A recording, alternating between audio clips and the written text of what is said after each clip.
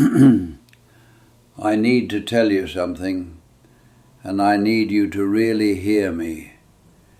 That thing you're chasing, the money, the promotion, the house, the body, the respect, whatever it is that you think is going to finally make your life work, it's not going to give you what you think it will. I'm William, 77 years old, and I spent 50 years of my life running after things that were never going to fill the hole I was trying to fill. 50 years. That's a long time to be chasing the wrong thing. So sit with me for a few minutes, because what took me half a century to figure out, I'm going to try to give to you right now. And maybe, just maybe, you won't waste as much time as I did. We all do this thing. We all say, I'll be happy when. I'll be happy when I get the promotion. I'll be happy when I pay off the house. I'll be happy when I retire. I'll be happy when people finally respect me. I said that my whole life. My whole damn life. And you know what? I got the promotion. I paid off the house. I retired. People respect me, I think. I don't know. At 77, you stop keeping track. But here's what nobody tells you. When you get the thing, there's always another thing.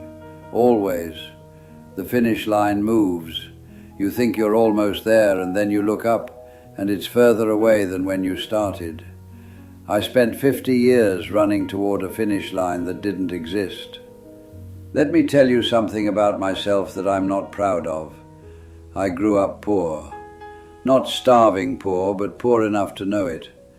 My father worked at a factory his whole life, came home tired every night, hands all beat up, and people still looked at him like he was nothing, like he didn't matter. I watched that. I was maybe 10, 11 years old, and I watched how people treated my father. And something in me said, that's not going to be me. I'm going to be somebody. I'm going to make people respect me. So that's what I did. I worked. Lord, I worked. 60, 70 hours a week sometimes. Missed my kids growing up. Missed dinners. Missed baseball games. Missed everything. But I was building something. I was becoming somebody. By 52, I was a vice president. Corner office. People called me sir. My name was on the door. And you know what I felt? Nothing. I mean, not nothing. I felt, I don't know how to describe it. Empty, I guess. Like I climbed all the way up this mountain, and when I got to the top, there was nothing there. Just another mountain. I remember sitting in that corner office, door closed, looking out the window, thinking, this is it? This is what I gave up everything for? Took me another 20 years to understand what happened. 20 years. I'm a slow learner, I guess. Here's what I finally figured out. I wasn't chasing money. I wasn't chasing titles. I wasn't even chasing respect. Not really. I was chasing a feeling. I wanted to feel like I was enough, like I mattered, like I was worthy of being here. That's what I was really after. And I thought if I just achieved enough, if I just climbed high enough, I'd finally feel it. But you can't get that feeling from a job title. You can't get it from a paycheck. You can't get it from people calling you sir. That feeling, the feeling of being enough, I could have given that to myself the whole time. I didn't need anyone's permission. I didn't need to earn it. I just needed to decide. Decide that I was worthy, that I mattered, that I was enough, exactly as I was. I could have done that at 25. I did it at 73. That's 48 years I wasted trying to earn something that was already mine. Same thing happened with my marriage. Different story, same mistake. I thought if I provided enough, if I gave my wife the house, the cars, the nice things, she'd be happy. We'd be happy. That was my job, right? Provide. So I provided. I provided the hell out of that marriage. But you know what my wife actually wanted? She wanted me. Present, listening, there. And I wasn't. I was at work, or thinking about work, or too tired from work to be any kind of company. We almost split up when I was about 48, and it wasn't because I wasn't successful. It was because I was gone. Even when I was home, I was gone. She told me once, I remember this clear as anything, she said, "William, I don't need the money. I need you. I need you to look at me. I need you to hear me. I need you to be here." And I didn't understand. I thought I was being here. I was paying the bills, wasn't I? I was keeping a roof over our heads. Took me a long time to understand the difference between providing for someone and being present with someone. They're not the same thing, not even close.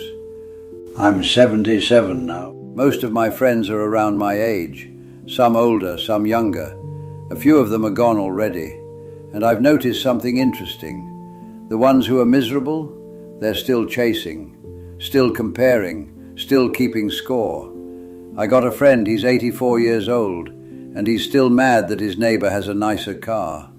84, still looking over the fence, still measuring himself against other people, and he's miserable, absolutely miserable. I got another friend, she's 79, and all she talks about is what she doesn't have. Her knees hurt. Her kids don't call enough. Her pension isn't big enough. Everything is a complaint. Everything is a problem. She's been unhappy as long as I've known her, and she's going to be unhappy until the day she dies, because she's still waiting for something outside of her to change so she can finally be okay. But then I got other friends, and these people, I don't know what it is exactly, but they got something, a lightness, a peace. They're not trying to prove anything to anyone. They're not keeping score. They're just here, present, curious about things, enjoying what's in front of them. My friend Earl, he's 86, and this man is the happiest person I know. He doesn't have much, little apartment, fixed income, health isn't great, but he wakes up every morning grateful. He's always learning something new, reading something, asking questions about things. He told me once, he said, "William, I spent 60 years trying to be somebody. Now I'm just trying to be here, and it's so much better." That's the difference. It's not money, it's not health, it's not even family, though that helps. It's whether you've made peace with yourself, whether you've stopped chasing and started being. You want to know what real freedom feels like? I'll tell you what it feels like. It's not having a bunch of money. I got friends with money who are trapped in their own heads, worried about everything, can't enjoy anything. Real freedom is when the things that used to bother you don't bother you anymore. When someone says something nasty and it rolls off you like water. When you're not walking around needing everyone to like you.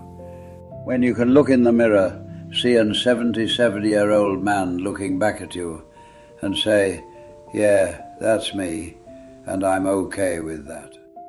Real freedom is not needing anything outside of you to be okay inside of you.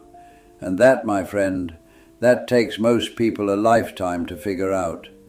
Some people never figure it out. They die still chasing, still waiting, still thinking happiness is around the next corner. Here's the trap, and I want you to really understand this. You think once you get the thing, you'll be satisfied, but you won't. There's always another thing. I paid off my house when I was 58. Thought I'd feel free. Thought I'd finally relax. You know what happened?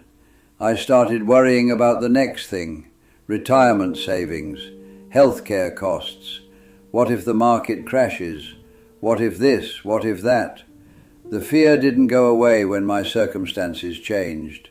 The fear just found something new to attach itself to. And that's when I realized something important. The fear doesn't leave when your life gets better. The fear leaves when you change. When you decide you're not going to let it run your life anymore. When you decide that you're okay, right now, today, regardless of what happens tomorrow. That's an inside job. No amount of money can do that for you. No achievement, no relationship. It's something you got to do yourself. Everything I thought I wanted, the title, the money, the house, the respect, I didn't actually want those things. I wanted to feel safe. I wanted to feel like I mattered. I wanted to feel loved. And I was looking for those feelings in all the wrong places. I was trying to get them from my job, from my bank account, from other people's opinions. But those feelings, safety, worthiness, love, I could have given them to myself, any time. I didn't need to earn them. I just needed to accept them. Accept that I was already safe, already worthy, already loved. That sounds simple. I know it does. But it took me 50 years to really understand it. And I'm still working on it, honestly. 77 years old and I'm still practicing. Young people think happiness is at the finish line. I thought that too. But there is no finish line. You get one thing, there's another thing. You solve one problem, another one shows up. That's just life. That's how it works. So if you're waiting until everything is perfect to be happy, you're going to wait forever. Because it's never going to be perfect. Something's always going to be wrong. Something's always going to be missing. The journey is the destination. I heard someone say that once and I didn't understand it. Now I do. This is it. Right here, right now. This is your life. Not when you get the promotion. Not when you meet the right person. Not when you pay off the debt. Now. If you can't find some peace on the way to where you're going, you're not going to find it when you get there either. I promise you that. I've been there. The arrival doesn't feel like you think it's going to feel. So here's what I want you to take from all this. Stop waiting. Stop telling yourself, I'll be happy when. That's a lie. I believed that lie for 50 years, and all it gave me was 50 years of postponed living. Whatever you think you need to be happy, you don't need it. What you need is to decide you're enough, right now, today, with everything exactly as it is. You're enough. You hear me?